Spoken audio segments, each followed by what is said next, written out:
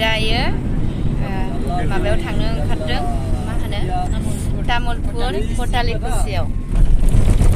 मानो थांनो नागिरदों होनोब्ला जोंनिया 32थि बोसोरारि सावराय जथुम जादों बेवहाय जोङो बाहागो लानो थाखाय जोङो दा उइंगार गंसे 12 जन गाखोदों लोगोफोरनि नायलां नोंथांमोननो हागौमानि शेयार खालामनो नाजागोन आङो नायलांबाय था नोंथांमोना नै आब'बो हेल' आब' बिथांबो दङ आरो ओरै दङ नै ओरै दङ उनजों हेल' गुड मर्निं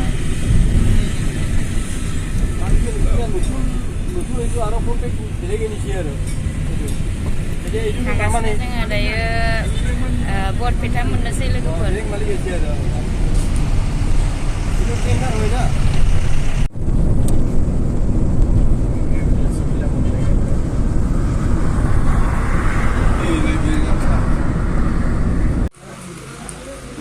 रुटि जानानै लाग्रोनोसै दायो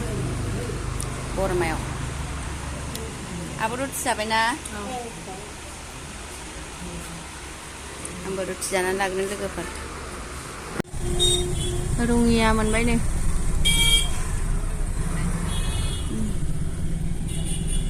रङिया आनानया सुपारमार्केट आनानया सुपारमार्केट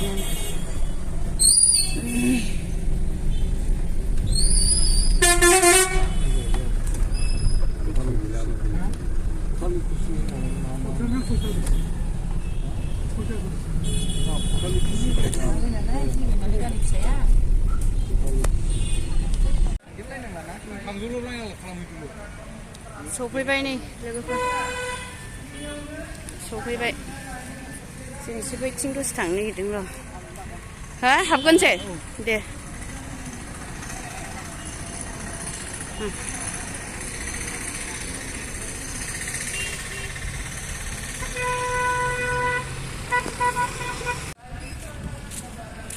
आयाव मिटिं सोलिगासिनो दङ दा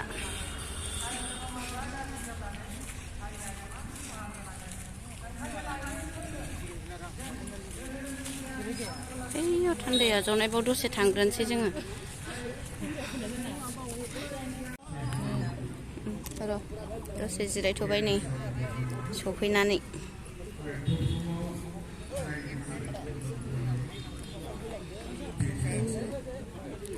थान्दाया जावनाय जागासिनो बैयाव जोङो बेखौनो नेदों आरो बैयाव मेल जागासिनो दङ थान्दै मेल आब' मेंथारबाय नामा आब' मेङाखै मबाइलाव आब' सासे साहा लोंदों जोंना क'क्राझारनिफ्राय जोङो नायल' जाल' साथामल' माइनावफोर सफैथारबाय जिरायदों बयबो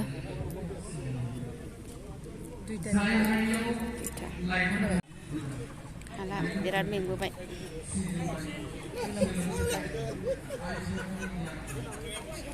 गोलोमजोब्बायनो आब'आ माबायदि मोनफैदों आब' तामुलपुराव सफैनो हानानै गरम ना बिफां फांसेयाव जिरायना दं नामा जोङो नै बिफाङा सायख्लुम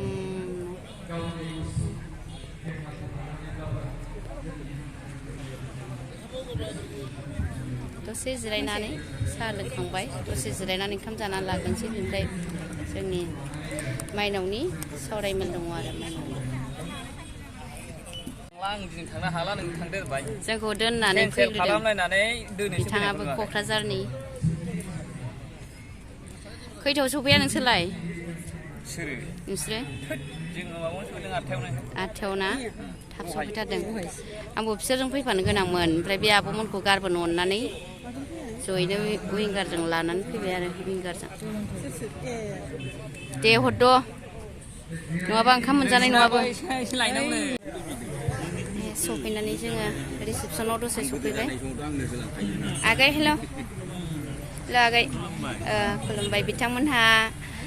मैयानिफ्रायनो खस्थ' मोनबाय ना दाखालिनिफ्रायनो सिनायनो मोन्दोंना बिथाङा बाथौ धोरोमनि थैथाब थांथाब खामानि मावनानै दिनैसिम जेनाखै आरो जेननायबो नङा दा फोसावदिं बिथाङा मा बिबानाव दं फोसावदिं नेहाथारि गोजोननाय थाबाय नोंथांमोना जुदि माब्लाबा नुसनबायोब्ला रायदावनो हागोन आरो बाथौ धोरोमनि खामानि मावनायाव बिथांमोना खोब दायो मा एक्टिभ होननानै बुंनानै लाजायो बिथांमोनहा मानो होनब्ला गावसिनि जिल्लायावबो दायो खोनानो मोन्दों बुहुद एक्टिभाव मावगासिनो आरो दायो आरो मिरुनि जानानै बिथांमोना थैथाब थांथाब बिसोरनोसै दायो गोजोननाय थाबाय आगैना हेल' बेस्थ'आव दंथ'यो सारा हेल' सार जोंनि जिल्लानि बिथाङा माब्ला सफैया सारा आं मैया सफैदों ना मुखुब रिसेपसन थान्दै आजावनायाव बेस्थ' जानानै दङ बिथांमोनहा आगैयाबो हेल' सार सारमोन दङ रिसेपसनाव ना बेस्थ'आव दंथ'यो दा बयबो आलासि जिरायसालि बियो बहुद मोजां जादों नैबे बिफां फांसे सिङावहाय दायो आलासिफोरखौ बेयावहाय फज'नानै दसे रेस्ट टाइम माबानो होयो आरो साहा थाखाय ओरैनो दसे आब' मेङाखै नामा मेंबाय ना हेल' बाथौ थान्दै नोंथांमोनहा जुदि सोरनोबा नांगौब्ला बाथौ थान्दैनि लांनो हागोन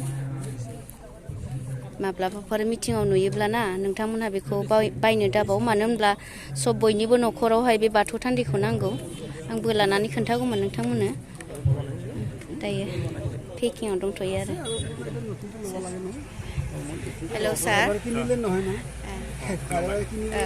गोजोनबाय सार बिथाङाबो दायो खोब जोंनि बाथौ आफादनि मावथि बिथाङा गुबै आफादनि सारा मा बिबानाव दंमोन दायो सोंनाय जाबाय हा बुंथिगिरि ना सारा बुंथिगिरि बिबानाव दङ दायो सारमोनखौ लानानैनो जोङो एकदम बाथौ गौथुमा गोग्गानाय मानो होनब्ला बिथांमोनहानो दायो जोंखौ दैदेनगासिनो दङ नायलांबाय था बिदिब्ला हागौमानि सेयार खालामगोन आं सफैस्लाबनि ओंखाम जानोसै जोङो दालि जहल आरो लाब्रा ओंखाम जाग्राफ्रा ओंखाम हायग्राफ्रा ओइ आब'मोन नोंसोरो जायगानि ना आब' जायगा नङा बाय थांनांगौ दिनैनि फुंनिफ्रायसो थाखादों नोंसोरो ना मैयानिफ्राय ओंखाम खुरग्राफ्रा नै मैया फुंनिफ्रायनो नायलांबाय था बिदिबा जाना लाग्रोनो दै द्रामा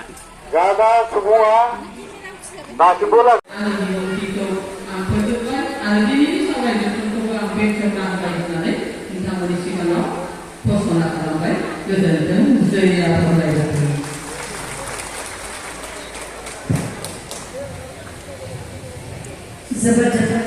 साबायखर थाबाय बेखेवगिरि आब' लीला बसुमतारीनिसिम लामायाव फट' नोंथांमोनहा गोजोननाय थाबाय दा जोंनि दिनैनि बे गेवलां माइनावनि सावरायनाय हाबाफारिखौ दैदेनलांनो थाखाय जोंनि दिदोमै थाखानाय आफादगिरि मानगोनां अनसुमै खाख्लारि आब' बिथांखौ आङो दिनैनि बे हाबाफारिखौ सामलायलांनो थाखाय थान्दै सावरायमेल जागासिनो लोगोफोर दा गासै आब'जों बिथांखौ बरायनानै खावलायबाय आरो लोगोसे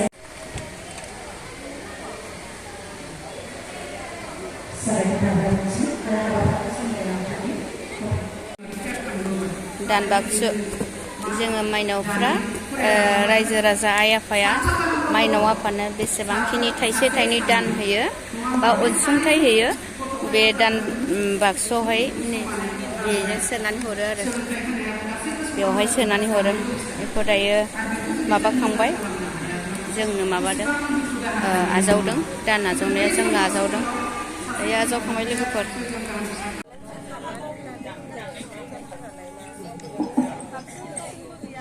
गिबि गिबियावनो दुलाराय बाथौ बोथोरनि जानानै गोजोन फुंबिलिनि दिनैनि आर'जआव बाहागो लाफैनो हानाय गाहाय गोथारजों लाफानानै जिल्ला आफादनिफ्राय सफैनानै बिबानगिरि नोंथांमोन, लाइमोन माइनाव नोंथांमोन, दौरियासारि नोंथांमोन, बे दिनै फुंबिलि समाव बयनिसिमबो सिबिनाय आरो खुलुमनायखौ बावहरग्रोदों। दिनैनि हाबाफारि बायदि जों दिनै फुंबिलिनि हाबाफारि गोसो गोथारै आर'ज गाबनाय बे सोलिगासिनो दङ। दा बेनि उनाव बेहायबो आसामनि chief minister doctor Himanta Biswa Sharma बिथाङा खुलुमफैगोन आरो बे खुलुमफैनाय हाबाफारियाव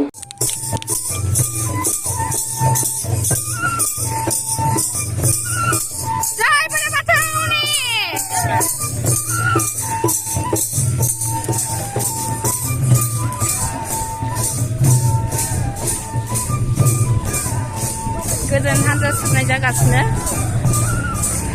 मोसादों नेनानैनो सासे जोंना मोसागासिनो दं नै माइनाव बिथाङा दे मोसा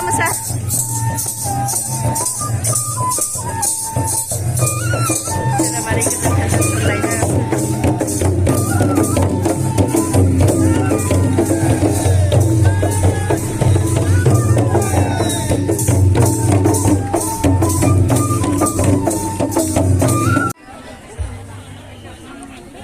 एग्जिबिशन हल बेयो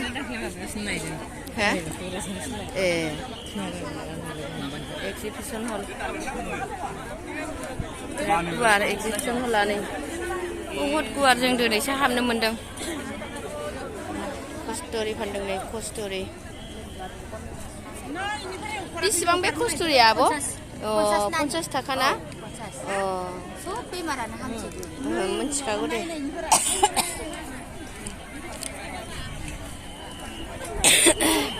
जा गुजुबाय लोगोफोर हाला आङो ओरै फानदों नै सिफुं फानदों सेरजा फानदों सिजौआरि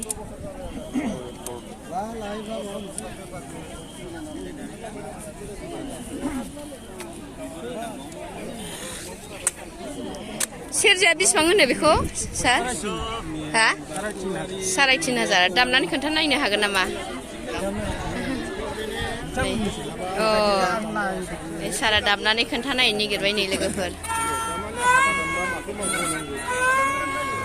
मोजां मिलौदो जोंनि बर'नि नामजादा बाथौ धोरोमाव बेबो जायगा मोनदों सेरजायाबो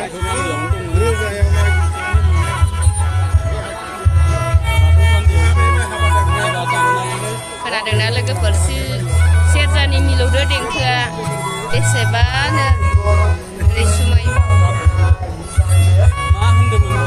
दे गोजोननाय थाबाय सार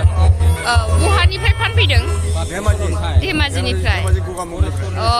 हांमास्रिमोननि जायगानि ना जों जमायैनो बेबो एसिस्टेन्ट सेक्रेटारि मिरु आंबो एसिस्टेन्ट सेक्रेटारि दा जमायैनो दंमोन जोङो ओमफ्राय एसे बेरायहैनोसै होननानै एग्जिबिसनाव फैनाय जाबाय आङो बे सासे लोगोजों जों आर'ज खालि सोर आङो ओहो नङामोन सांग्रिलिया सांग्रिलि बर' बे आलासि हिसाबै दंमोन आरो दे होमबा ना सार नै आब'आबो मा लागोनथाय एग्जिबिसनाव नायदोंना मा लानाय जायो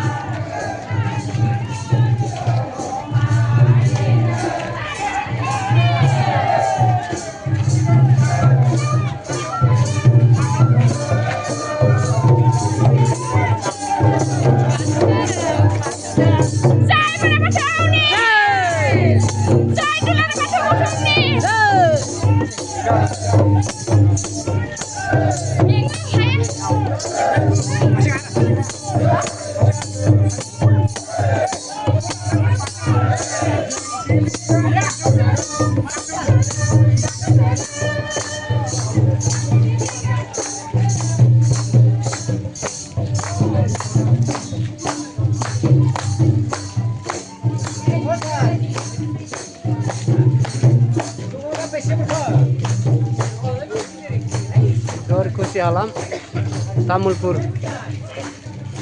बेयाव बाथौनि रिलि लानाय जादों खाख्लारि बिथाङा नै मेंबाय नै सुलेन बिथाङाबो मेंनानै बुरिदि जालायथारबाय